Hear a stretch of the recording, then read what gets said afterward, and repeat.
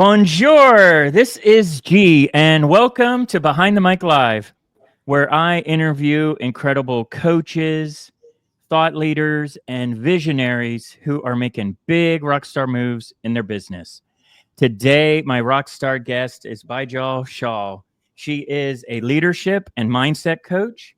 She's also the host of the Think, Link, Lead podcast and the host of the Mindset Lounge radio show. We're going to talk about her shows in a little bit. So please welcome to Behind the Mic Live, Bijal. How are you? Hey! So, G, let's say Bijal. Bijal. Yeah, Bijal. Yes. Okay. Everyone says Bijal, so I have to say it's Bijal. Bijal. Yeah, Yes. Thanks for having me on the show. I'm so excited. Yes, and thank you for having me on your show as well. I really enjoyed that interview on Think, Link, Lead. Yeah, I know. Gee, let's talk about that because that was a popular show. Thank you. You dropped some gems on that show for leaders, didn't you? Talking about speaking and talking about being authentic and talking about finding your voice. And I had lots and lots of messages to say they enjoyed your show. Who is this guy? I found this really interesting. It was really inspiring. So so well done. Really, really great. And we had lots of fun talking, didn't we? We had lots of fun. And I gave away a bunch of music business secrets on your show too. So that's probably what they liked. You did. It was great. So who is Bijal? Wow, what a question. Who is Bijal? Do you know, I love this question because I would say Bijal is an evolving human being. Okay. And who Bijal was last week is not who Bijal was today, although last week impacted who I am today. So I definitely think today, although I'm evolving, I really am stepping into my power. I have taken up until my 40s to really understand who I am, what I'm about, get rid of the things that don't serve me anymore, not good enough. Is this right? Is this not? And understand as well that things on social media, they influence and condition us so much. And actually to understand what is idealism, what is reality, and where is the balance in between. So today, I would say Bijal is a very balanced human being. Yes. So how did you find your voice? Yeah, that's an interesting one. My mum would tell you that I was always a talker from when I was a young child. I liked the stage. I liked drama classes. I loved English. The subject English was my favorite. But I wasn't really that confident. I didn't really believe that people would want to listen to me or that I had anything of value to say. And it really wasn't until I stepped into my leadership roles where I started to find my voice. But even then, I still thought, I was double checking things and I was being perfectionist about, what I was saying and maybe how I was coming across. But then as I evolved, when I became a school principal, I did start to really find my voice, but it was a specific voice, right? It was a voice of advocacy. It was a voice of doing the right thing. It was a voice of communicating within a system.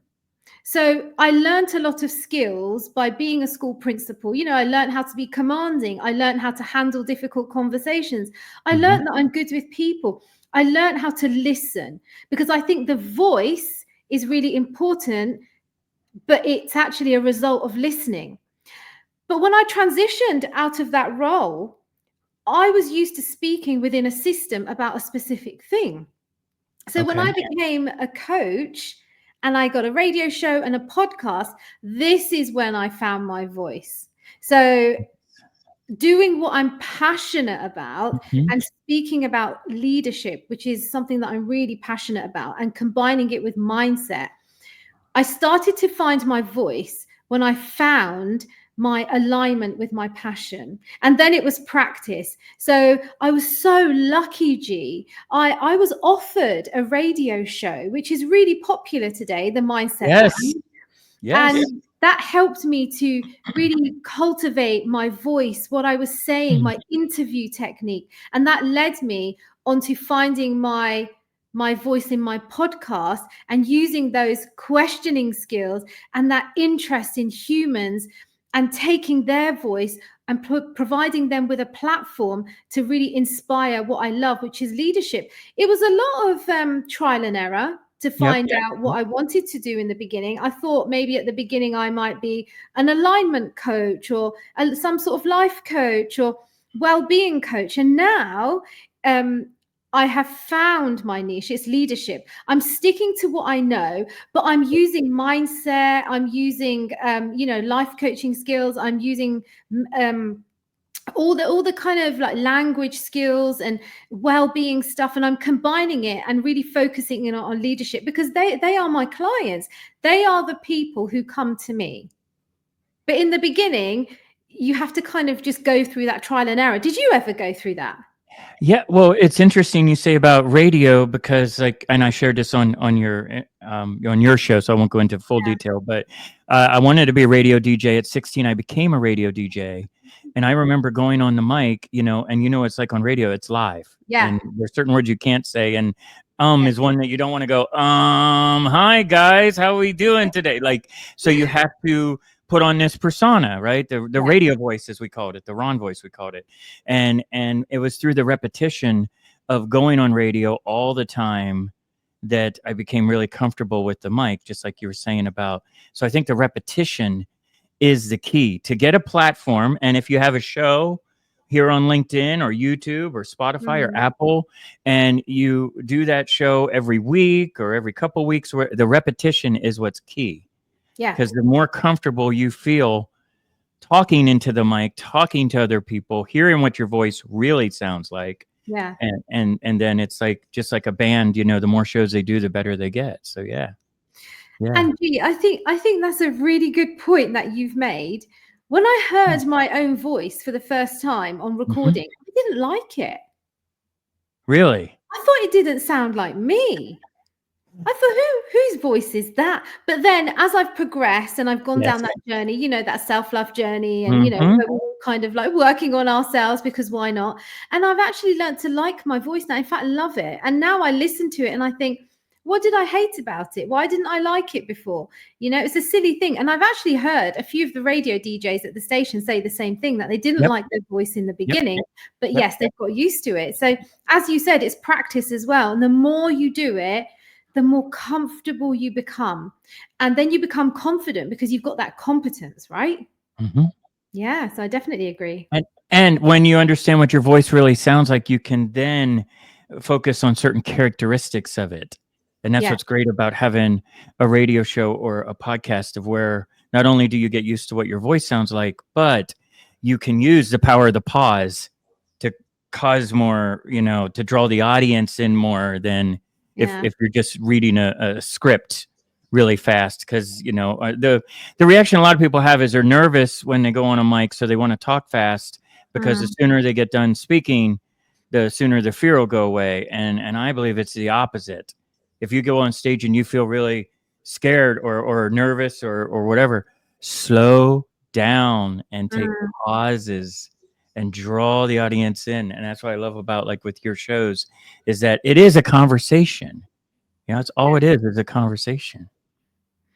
It is. It's a conversation, and it's a focused conversation. Yes. So we try to stick to everything filtering into building leadership skills and leadership effectiveness. And that's taken a long time, because as the interviewer, you know this, keeping people on track is a skill. Isn't it? Yeah. Really keeping them on track is something you have to listen, and then you have to respond, and then you have to navigate and guide and make sure that the listeners get the most from it. So you have so many great qualities. What would you say is your number one rock star quality? I think my number one rock star quality. Oh my goodness, what a question. Definitely my ability to adapt. Okay. To pivot. Yep. When things are not going right, or Mhm. in my inner being, I think I should do something, but it doesn't feel right. I have Mhm. now learned to listen to my body vibrations rather Mhm. than my mind talk. You know, that mind Yep. talk that you have up here. Yep. If I feel inside this is not working, but yet I've got a conditioned response in my mind which says, no, you should do this because it's really good for your profile, or you should do this because this is what everyone else does. Mhm. I now tap into my inner being. And if I feel out of alignment with something, I will pivot. And I never used to do that. I will change quickly, and I will say, okay, do you know what? I tried this, it didn't work. I tried Right. this, it didn't work. One thing leads to another. That thing leads to another. It's all part of the journey. And I've started to become very journey orientated rather Okay. than Yeah. goal orientated, because I've Yeah. learned that when you achieve something, all you want to do is the next thing, right? Yes. Actually, Yes. the journey towards your goals, yes, we have to have goals, but I've learned now to really enjoy every moment of the learning curve of the journey that leads towards the goals, because I just know when I've reached that, it's the next thing.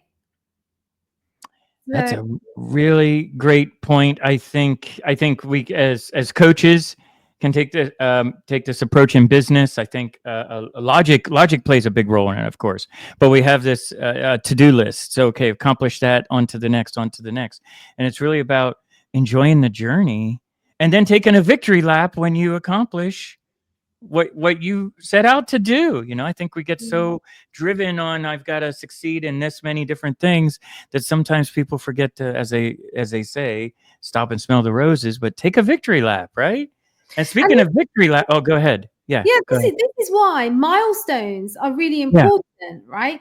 As coaches, that's what we do, right? We help Mm-hmm. people towards their goals. So we're at Mm-hmm. goals all the time. But actually, breaking it down into very, like we say in education, small steps of progress. In business, they will call it milestones, right? Yes. Yes. So milestones, when you have those little tiny milestones that are really achievable, and you can achieve them quickly, they're your quick wins. And that is what you have. And that's what we call momentum. That's Yes. what keeps you going. But that's all part of the journey, you know. So I work with my clients, yes, absolutely, to get to where they want to be, but to Mm-hmm. also enjoy the process. You know, you wake up every day and you do, work on your goals, but you enjoy what the day has to bring. You understand that every day is a step towards what you're doing and where you want to go. Yes. And speaking of victory laps, I want to talk about this. This just happened this week or last week. Speaker Academy. I want to Yes. know all about it. Yes. Oh my goodness. Honestly, it is the best, right? So I joined a speaker academy Mm-hmm. about 18 months ago as a delegate, because when I was a head teacher, I think you might call it school principal, Mm-hmm. people had to listen to me, right? Really, they had to.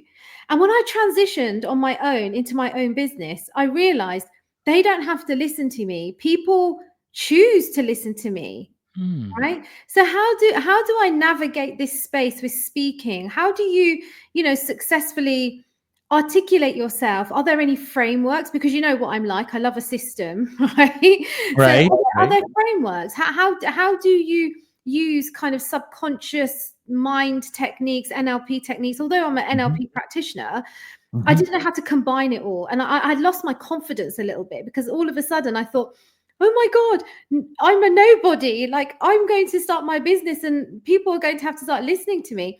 But I joined that particular speaker academy Mm-hmm. and I was blown away.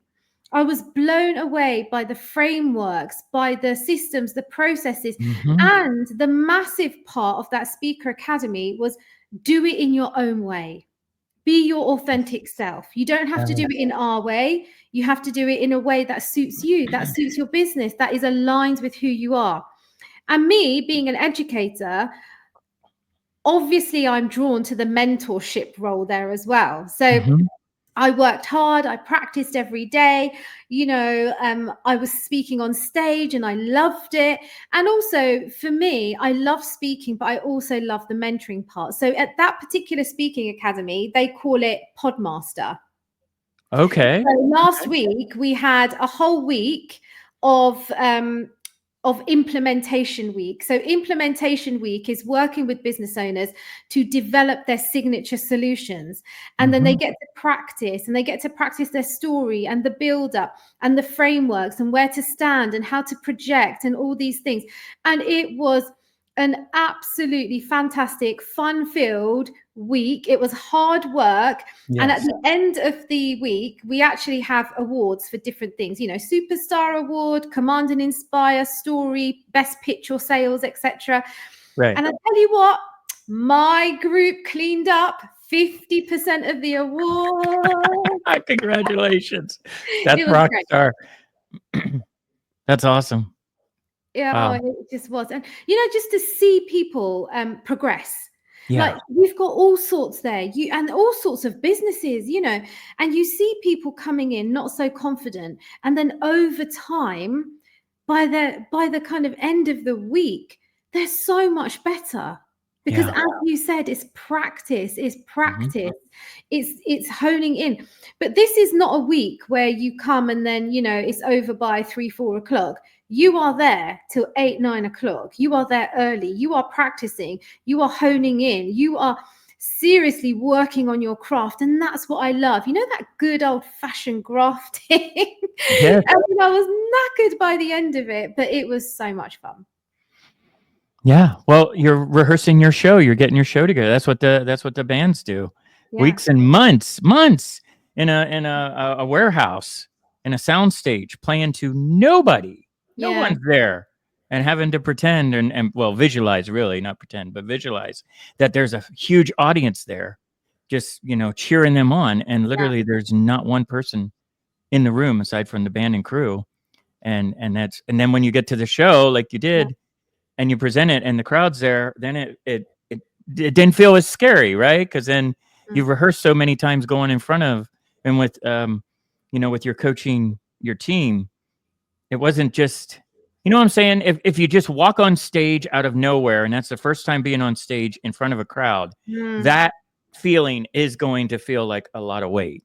But if you rehearse as you do in advance, whether there's people in the room or not, but have that same energy, then when you get into the room with the audience, it's like, oh, they're finally here. We've been doing this for so long, and now they're here, and they're excited to hear what you have to say. Yeah, and getting ready to be on the stage as well. Yeah. That's a technique, being in front of people, because I heard somewhere, and I don't have the source with me, but I heard that public speaking is in like the top 3 or the top 2 of fears in the world. Yeah. Yeah.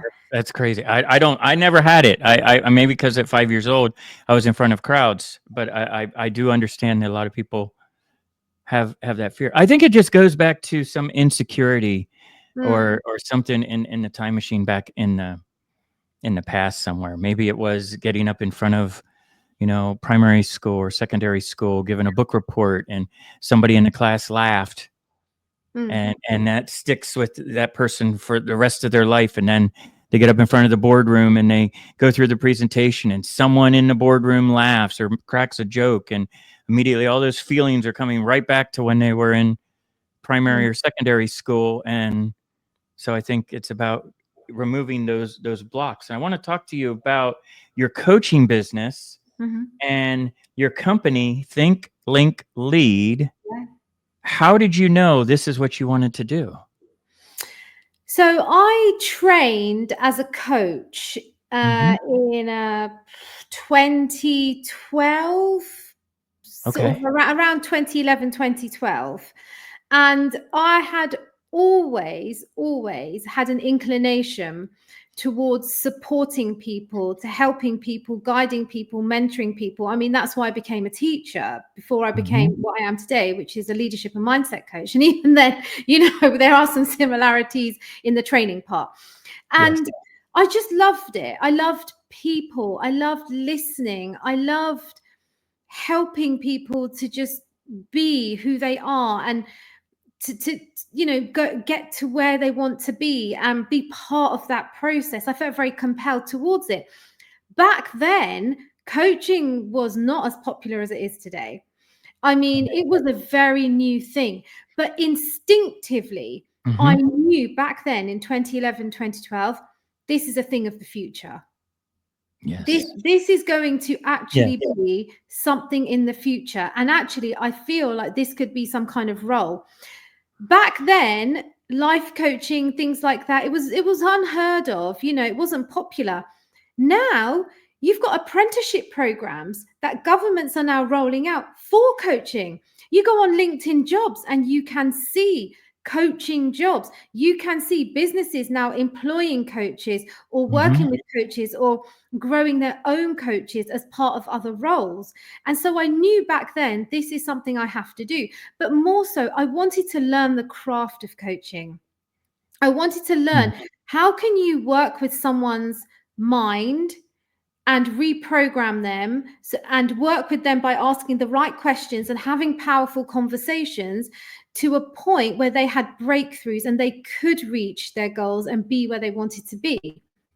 So I spent a lot of time mastering that craft, learning it. And then at that time, I did not have any desire to want to have my own business. All I wanted to do was learn coaching skills to use within my own roles, so within various teaching roles. So as I grew as a teacher, I progressed very quickly into teaching and learning roles, head of department roles. I was always using my coaching skills and mentoring somebody.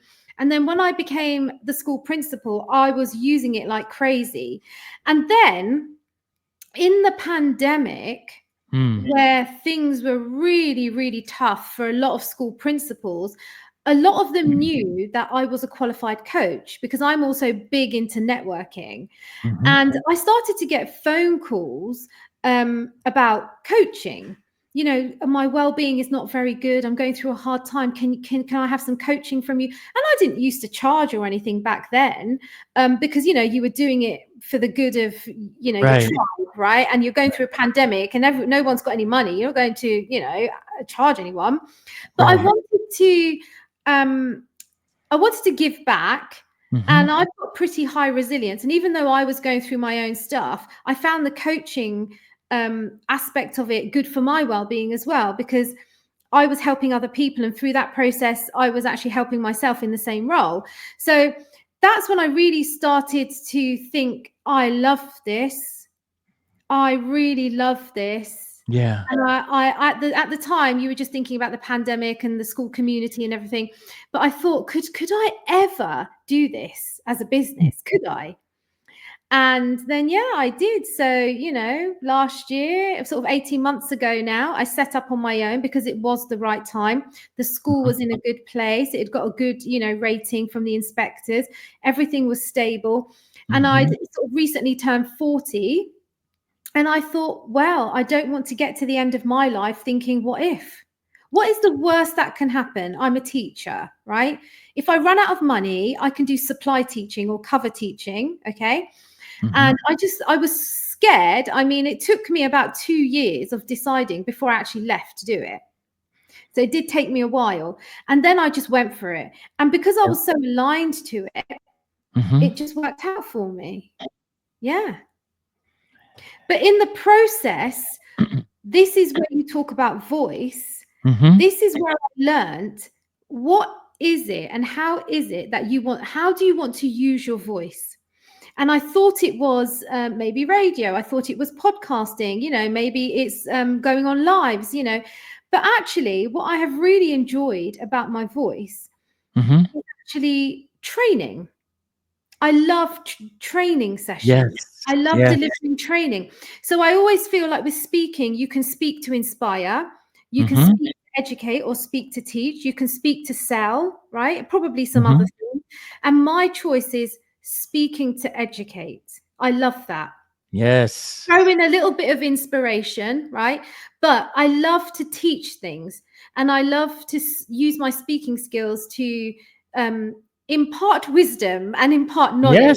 Because that's my background, but in a way that's aligned to me, not part of some system or some, constraint. It's in a way that I want to do it. So when I now deliver leadership training and things like that, I was doing leadership training yesterday, Mhm. I have moments where I think, yeah, I love this. I love the training part. I think that. What about you? What do you like? What kind of speaking do you like? Well, the best, like you were saying with the coaching, the best thing is the training. And like we were talking even off camera, you were saying that there was a big change from when they started out a week ago to when they presented, Yeah. and seeing that transformation, the change, it just brings me back to the music days of seeing a band as they write the song in Yeah. front of you. They're putting it together and it starts out with na na na na na and then some chorus. And then 6 months later, it's out, it's a hit. Everybody's singing it back to the band. So you see that. So what I love about coaching is seeing where they start when they walk in the door and Yeah. seeing where they are ready to go when they essentially walk out the door, in that process, that progression. And do you Yeah, know what? It's such a human process, isn't it? it is. It really is. The emotions that are involved. I mean, the whole week where, we were at implementation week and we're going through our signature solutions, all of the human emotions were coming out: fear and Yes. guilt, and I should be at work, but or I should be with my kids. Is this indulgent? Should I be here? Mm. Yes, you absolutely should be. The happiness, the triumph, the range, the spectrum of emotions that were being felt that week. And it was so lovely to just feel those human emotions after the pandemic and, get back to face and, work with people and understand that everyone's got such a different style. Even when you teach them a system, a framework, a process, they spin it in their own way. And that is the beauty of it. It's just wonderful. Different accents, different, Yeah. products and services and different stories. And, there were a lot of tears and a lot of hugs. And by the end of it, you're such a bonded little family in your group. Yeah. Yeah, Yeah. it's beautiful. Yeah. So let's talk about what are some tips like 3 tips leaders can do to embrace the new paradigm. We talked about this on your show. We talked about this off camera, but Yeah. we believe that it is real. There is a new paradigm in 2025 where the strategies and techniques that worked even 6 months ago or a couple years ago are going to shift. Yeah. And I think what we talked about before, it's really more the one-on-one. So I want to know, what are some tips leaders can do to embrace this new paradigm? What are your thoughts on the new paradigm in 2025? So my new thoughts on the new paradigm, the shifting paradigm of leadership, Mm-hmm. is that it's about genuine alignment now. It's Mm. about not being fake. You don't have to put on a show anymore. And it's about people working together, but for really genuinely mutually beneficial working arrangements. Mm-hmm. Whereas before, you had people working in jobs because they had to, right? People working in jobs and making decisions and knowing their place. But now we're not leading from the top, we're leading from the middle. And Yes. your job as a leader is to be incredibly strategic now, delegate like crazy, give autonomy to good people. So we always talk about in leadership the red bus, right? In London, we have red buses, yeah? Yes. Yes. And Tell me. as a leader, you have to get everybody onto the bus, but then Okay. you have to put them in the right seats, right? Ooh.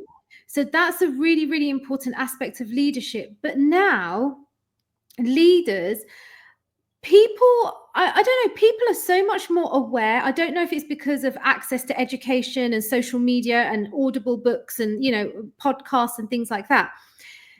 People won't listen to you now just because you're the leader, right? They won't. They Right. want to know what your values are. What do you stand for? What are you willing Mm. to do to make change? And how are we part of that journey? They're looking for leaders who are genuine, who are authentic, who actually give a lot of themselves, show a lot of themselves, but equally understand how to put boundaries in place. Leaders who see you. Do you know what I mean, G? They actually see you. They see your value. Just because you're hired for one job doesn't mean you can't do something else. And it's really, really funny because I see like a job description in the future more to do with you being able to serve across a range of departments, not just one and one specific job. Yes. Right. So actually, you're really good at this, that, and the other. Right. Okay. So that means Mondays you could work here. Tuesdays, maybe you could work in this department. You know, half a week you could spend here. And you're kind of distributing skills more widely, and you're using the whole person. You think about those times where you've had a job. It probably took up about 10% of what you actually could do. That job was probably 10% of what you could do. You could the 90% of you could do other things that would make a massive impact in the organization, right? Yes. So I do believe that leaders now, they have to lead from the middle. They have to create these teams who create other teams, and everything is like a spider's web. Okay. Right? It's like a spider's web, and it's not leading from the top. And it's about the leader being an absolute visionary, absolute trailblazer, absolute change maker, and the leader who's willing to stick up for the values of the people and the organization, right? Take it forward in a way that's full of integrity. Now, you've got to balance that, right? That's not going to happen tomorrow. Right.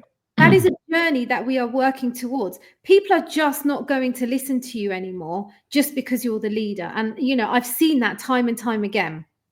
And people know that now. So some people have been put off by leadership because they don't want to handle the people aspect of it. But as a leader, you have to embrace the people aspect of your role. It is all about people.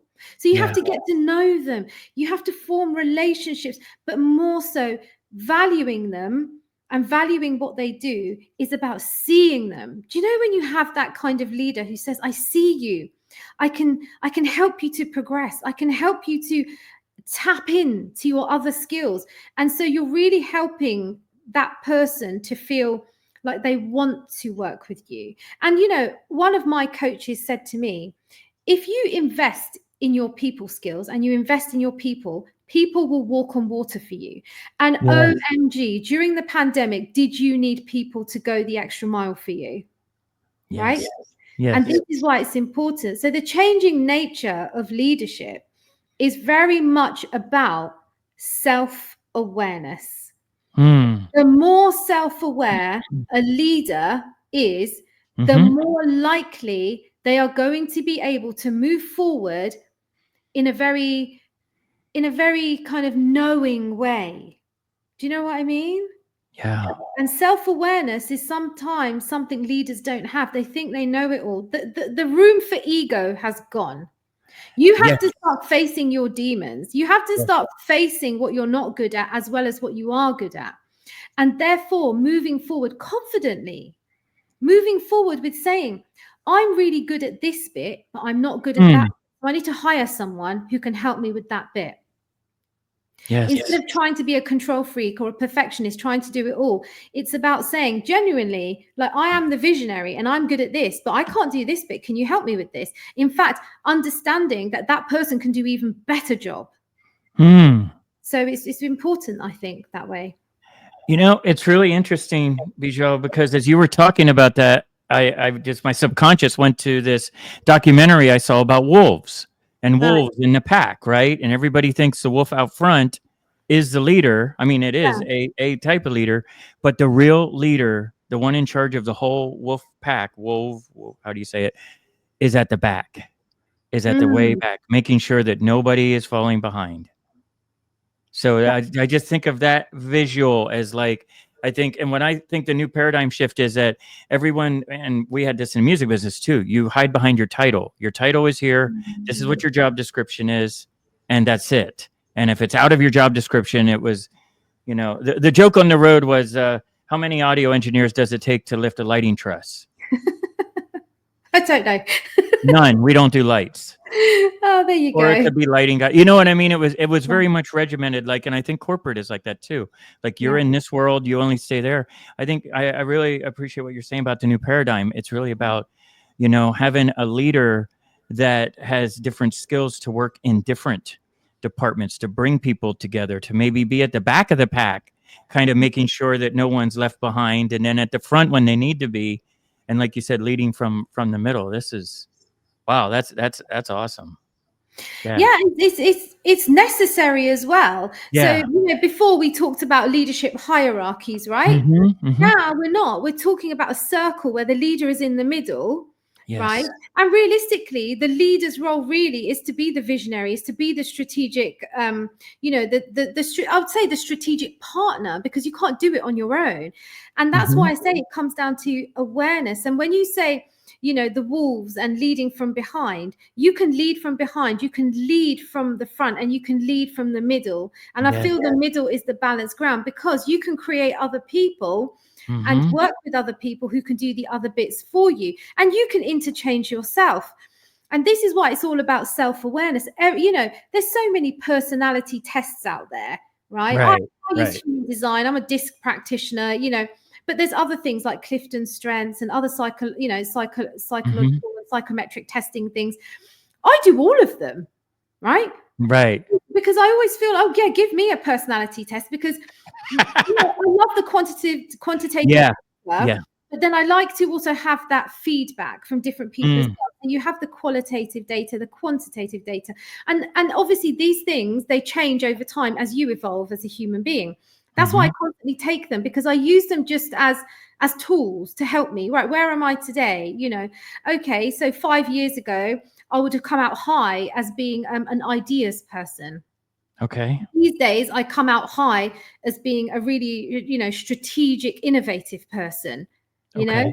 So, you know, I mean, you're quite a lot of things, but it tells you like to what extent are you, you know, this and that and the other. And that's why I do all of them all the time. I love them because they give me information to reflect upon.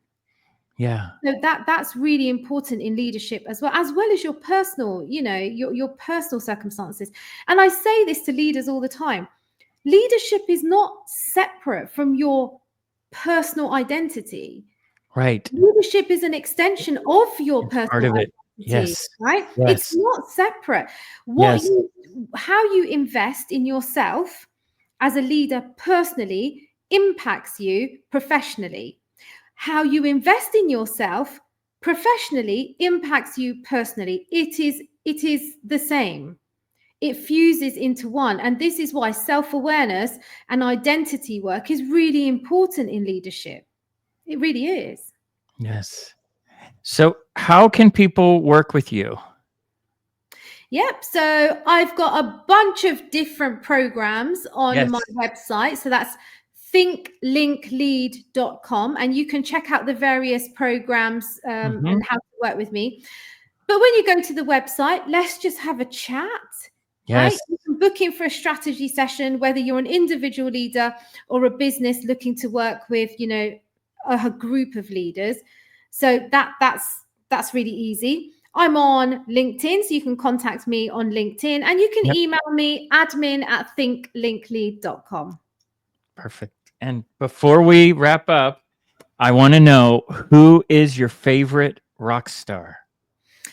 Oh, for me, this is an easy one, because I know when you say rock star, you mean like anyone, but I am going to go down the music route. So I am going to Okay. talk about a musical rock star. For me, Alicia Keys is a rock star. Yes. Yeah. Yes. I definitely feel Alicia Keys has femininity. She has Mhm. softness. Mhm. Yet she's a trailblazer. Yet Yes. her lyrics will just pierce into your heart.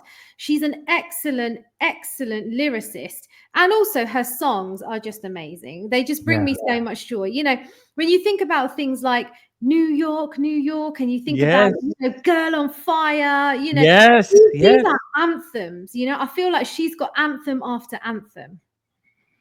Yeah, and you know what I mean, what's great about her story too is that she played shows like every Mm, night. Just like we were talking about Ed Sheeran was yeah, out on the street playing shows. She was playing shows in clubs every night. Like you said before with your show, the more repetition you do, and my God, she is incredible.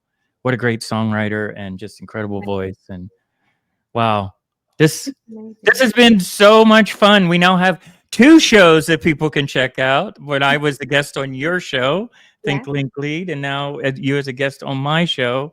And I'm just so excited about everything that's in store for 2025. And congratulations on cleaning up all the awards at Speaker Academy. That's so rock star. Go take a victory lap. Go treat yourself. Everyone, be sure to connect with Bijal here on LinkedIn. Check out her website, thinklinklead.com. Check out her shows. Just get in contact with her. She's got, like we were talking about the new paradigm.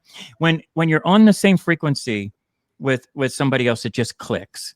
And mm, if you're feeling any connection from this episode or any of the shows, connect with her because you got a very strong frequency of just working with the best leaders and yeah, being one of the best leaders. You know what I'm saying? It's like, yeah, absolutely. And that's the one thing that takes your leadership forward is working with someone else. yeah, yeah. This is great. Well, thanks again, everybody, for tuning in. And yes, we'll until next time. Thank Ciao. you. Cheers. Bye. Bye.